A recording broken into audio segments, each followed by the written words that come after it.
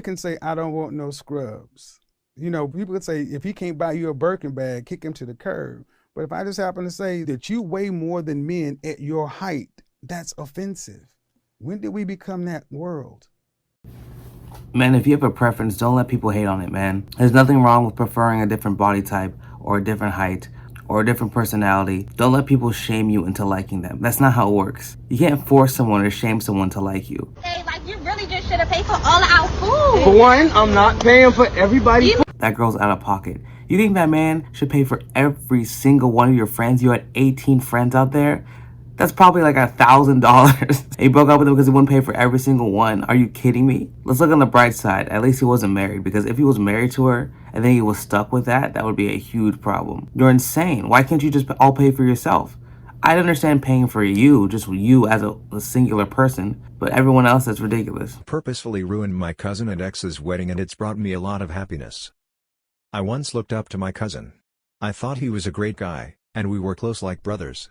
I was also dating a girl. I was deeply in love with her and planned to marry her someday. I thought my life was perfect. One day I came home early because a colleague offered to cover my shift. I was pretty tired, so I accepted and went home. Arriving home, I found them in my bed, having sex. Both of them were shocked, to say the least. I told them I wanted them to be gone by the time I got back and left the house. They were gone by the time I did get back, but she left me a note telling me she was sorry and to call her when I'd calmed down. I didn't call her. I texted her saying that I'd gather her things and drop them off at cousin's in a few days and that she's staying with him now, not me. I followed through with that. It took about a week to transfer everything.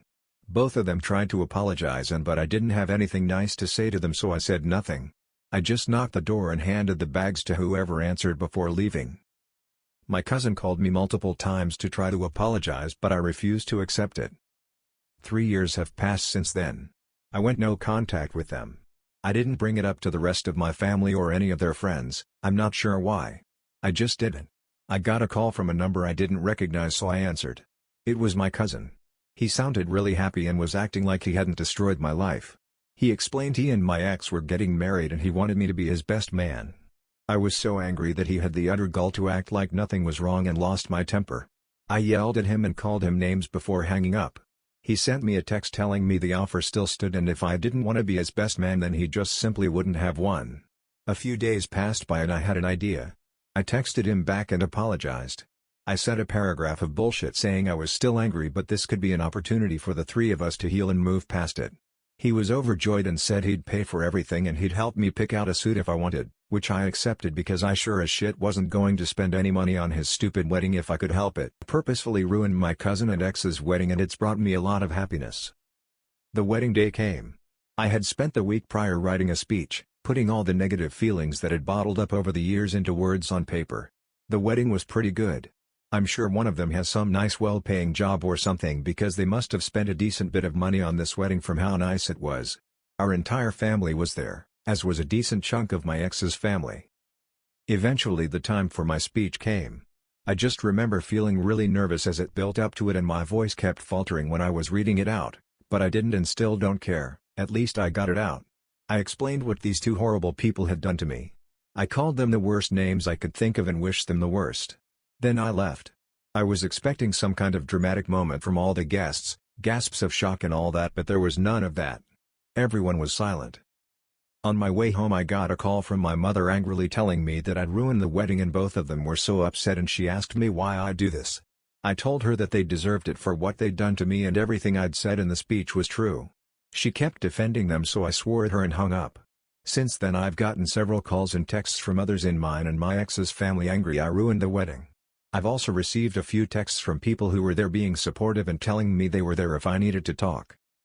I'm not sure if I feel better having done this, but it did bring me great catharsis when people were telling me the wedding was ruined. At least now they've felt at the very least a fraction of what they've made me feel. Hey, look, man, that's an incredible story. It's crazy. I feel bad for that guy. I don't blame him for what he did, and I don't think what he did was that bad at all. It wasn't even really that toxic. All he did was just put the truth out there. That's all he did. At least in my book, I think revenge is never worth it, because you're going to get revenge, and then after that, you're going to feel exactly the same. Now, it may feel good in the short term. It definitely does. But in the long term, it's really not worth it. But what he did was totally fine, because I don't think it was really like a revenge type of thing. All he did was literally just tell the truth.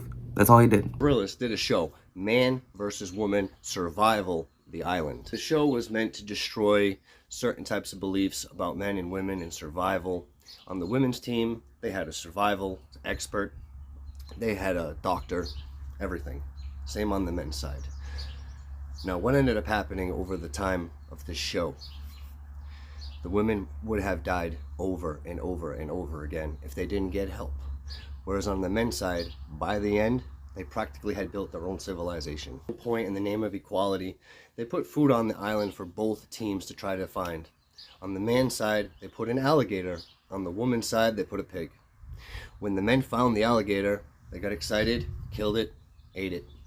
When the woman found the pig, it seemed like it was drugged, passed out, was kind of laying on the floor, wouldn't move, had a few piglets, and they made them pets. At another point, they were really hungry. A man came by on a boat who happened to be a fisherman, gave them some food. On the men's side, because of their need for calories, it seemed like they were always struggling for diet. But other than that, you see how it plays out. Watch the show. Men were built for this, man. Men were built to create, protect. That's just how we were built. That's how God made us. It's crazy how nowadays saying that truth is somehow offensive. It's just the truth. That's how men were built. I truly believe that the way out of this idiot political polarization we're in and the danger we're in, the existential danger, is for people to get their lives together. Individuals, one by one. And every time one individual gets their life together, that actually measurably makes the world a better place. And I truly believe.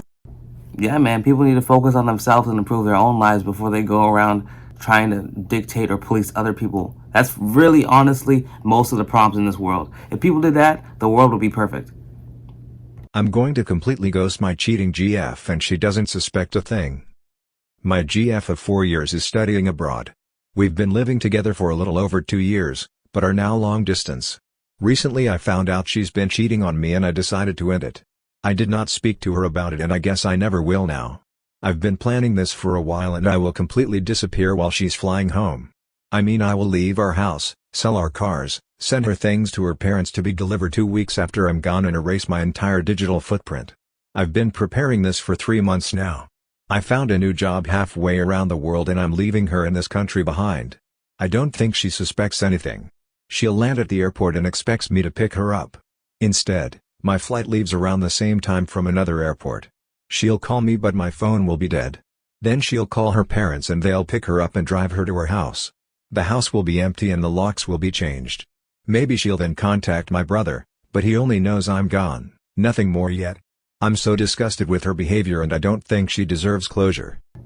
Yeah, I'd say definitely do that, man. I'd say ghost her 100%. That is the real play. And ghost her and move on, bro. Heard the most devious shit. Devious. Shocking. These girls, they'd be in the car with their guy friends. These guy friends would drop this girl off at her house. She'd leave her phone in the car with the mic on, and then 5 minutes later call back, hey, sorry, come back, I left my phone in your car. They'd loop back, give her the phone, and she'd have everything they said about all the girls. That's like some genius shit. Devious, a lot of hurt feelings, but devious. Now that's devious.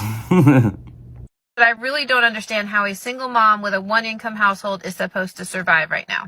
I don't understand why all these average men are out here single when they could be coupled up helping you pay the bills, but they weren't good enough, were they? I bet they are now.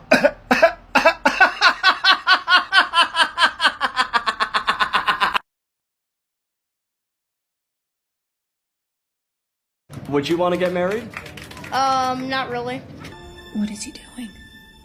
He's beginning to believe. How come?